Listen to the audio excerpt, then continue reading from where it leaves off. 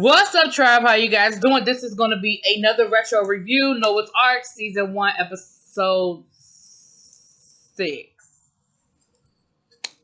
Yeah, I believe it's Episode 6. Ooh, we're flying right through this. You know what I'm realizing in hindsight? How fast this show moved. Like, I'm remembering the stuff. But I feel like, I don't know why in my mind I felt like Noah's Arc had like 4 or 5 seasons. But I realize now that it didn't. So stuff was moving really fast. It got a lot of story into a little bit of time. Oh gosh, I missed this show. Anyway, so we start this episode off. We have Wade, we have Noah. They're having a little date, whatever. You know, they went got something to eat, and we find out that how quickly the tide has turned because now the person having money problems is Wade. He is living, hold on. So sorry about that. So we see that Wade is now the person with the money problems. He's got past due bills and car note and credit cards and all of that. Because he's living that whole, you only making money when you get paid. Now the checks are big, and he got a really big check with the whole, Will Smith movie or whatever, but he said he's just having a little cash flow problem. He's waiting for a bait and switch. He's waiting for the rewrite money from that. Well, of course, we know the rewrite money is going to Noah. So he was like, well, tell me the news you have. Like, don't worry about my problems. I'll figure it out. What's going on with you? And that's when Noah finally tells him that he did get a writing gig, which, of course, Wade was happy about until he found out what the writing gig was. Baby, Wade physically threw up. Like, he was physically disturbed. He threw up, okay?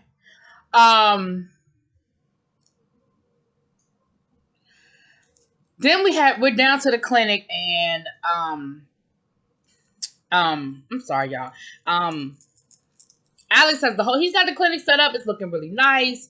We have and all the guys are down there helping him get different things done, hanging posters and stuff like that. And we got Chance flirting with T-Money.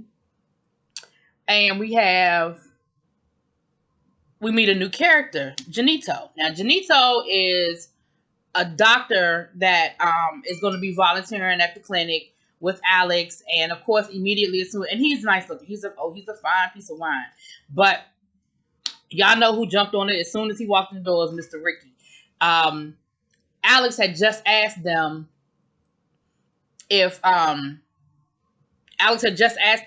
somebody could take over the night shift. He didn't have a volunteer. And, of course, everybody was looking around like, I ain't doing it. Until Janito walked in the door and Janito was going to be there. Then all of a sudden, Ricky had time to be there for the night shift. So, okay, we're going to get back to the two of them.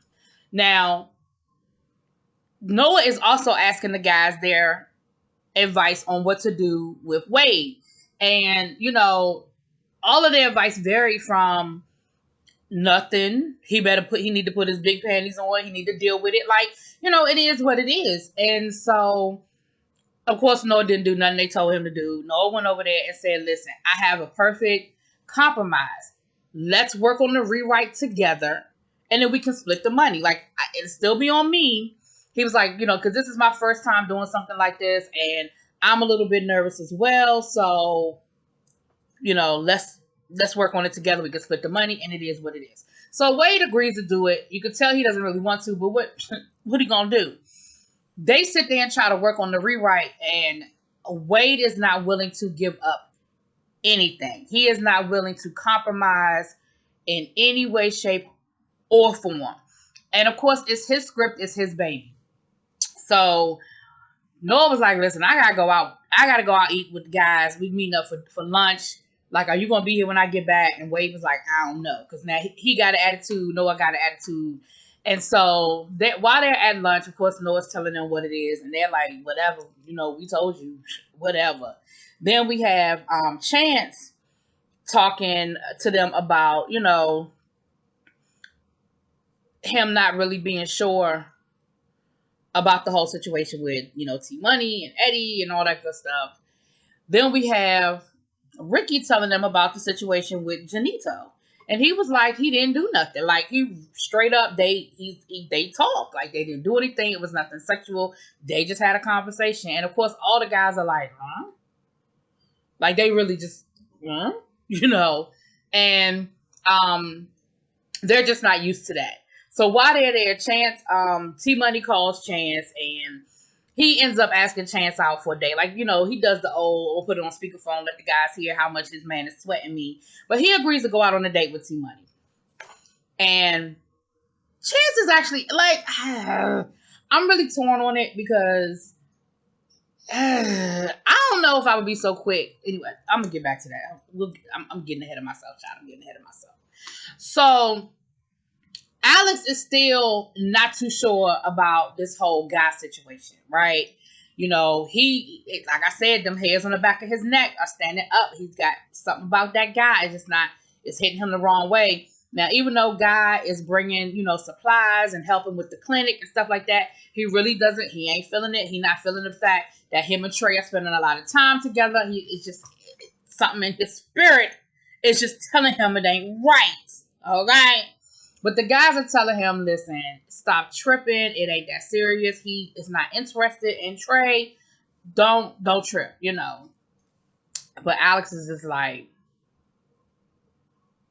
So when Noah gets home after lunch, you know, Wade is still at the house. He's asleep. So Noah tries, you know, climb on top of him, get a little, you know, trying to get a little sassy.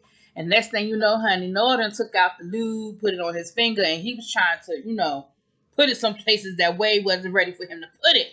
And that just started a whole nother argument. Wade was like, whoa. He was like, where's this coming from? You know, we ain't never did that before. Like, why all of a sudden now you trying to do something different? And Noah was like, you know what? This one I don't understand.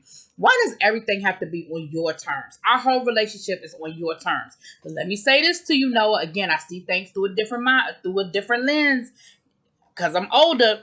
Noah, you knew that you were getting involved in a relationship with a man who still isn't totally coming to grips with his sexuality.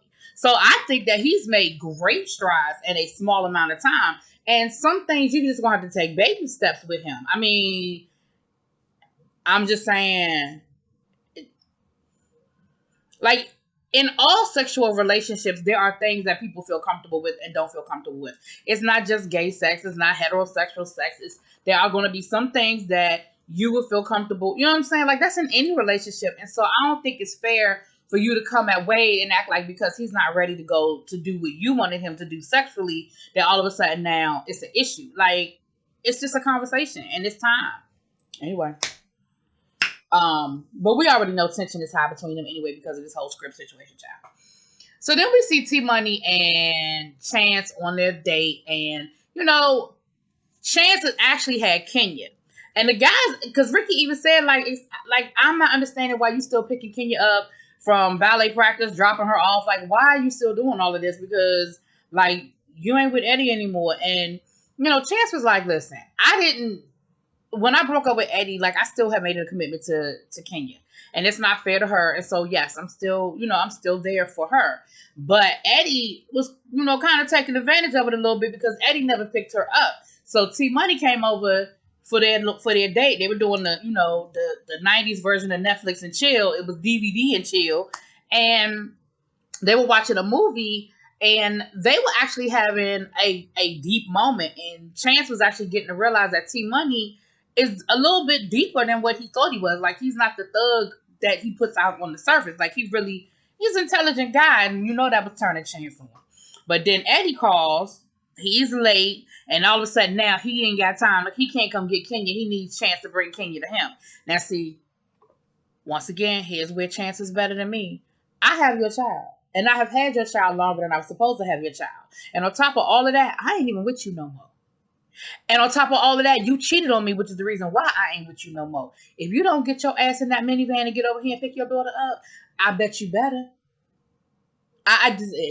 But okay, Chance is gonna take the baby over to he's gonna take the baby to her to Eddie, and T Money agrees to take Kenya.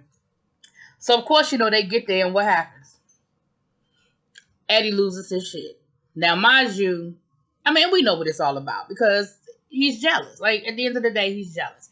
So, um, Chance tells T Money, look, go ahead and go because me and Eddie need to have a conversation. We need to get this together. We need to get this straight. I need to get a few things straight with Mr. Eddie. And he said it with so much authority. I was like, yes, get them together, Chance. Baby, as soon as that door closed, they got to looking at each other. They got to getting all turned on because, because Chance still had on his thug, the do-rag and the child. He was dressed like a little mini thug, okay? And it turned Eddie on because, of course, remember, Eddie, that's a fantasy of his. They got to kissing. Next thing you know, they done slept together. Chance gets back home, and who was sitting on his steps? T-Money. And Chance has to let him know, listen, basically, he was like, so you slept with old boy. He was like, yeah, but it's more to it than that. Like, I really owe it to him to try to figure this out and try to give this relationship a chance. Like, I really do love him. And T Money was just like, he wasn't happy about it, but it was what it was. He shot his shot, and you just caught Chance at the wrong time in his life, child. It just was what it was, child. Now, back over to Noah and this script situation.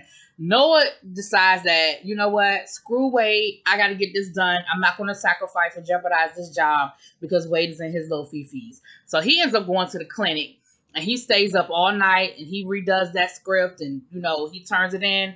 And not only did he turn the script into the studio, he gave Wade a copy of the script. Like, listen, just so you know, this is what I did, okay? It was what it was.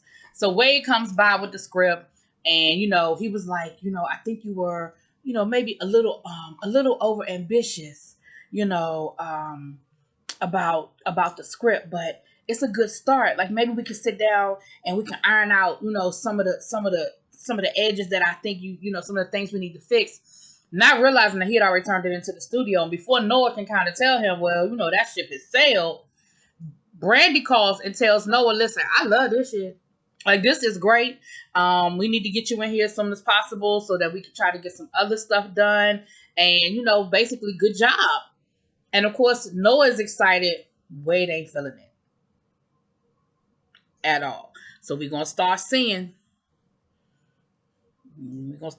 some stuff. So, last but not least, we have this daggone Alex. Alex comes home from work. He got a voicemail.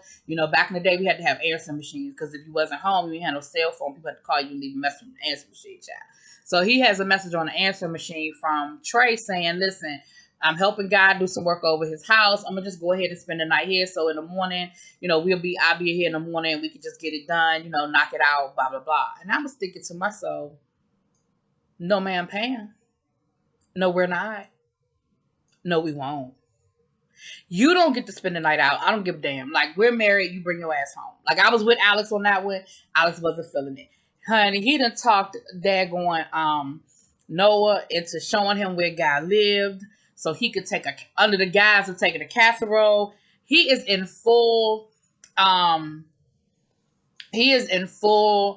robbery gear, got on all black, got the black ski mask, honey. He done snuck into the house now. Trey is asleep by the pool, on the thing by the pool. He sees Alex, and Alex ends up falling into the pool. Guy comes out there with his wife, mind you, or a woman, because I'm pretty certain Guy has a wedding ring on his finger, and with a gun. And now you got Noah coming out from the bushes because he was hiding, talking about some don't shoot, don't shoot, don't shoot. And as soon as Trey saw Noah, he turned to that pool and he knew exactly who was in that damn pool. And baby, Alex.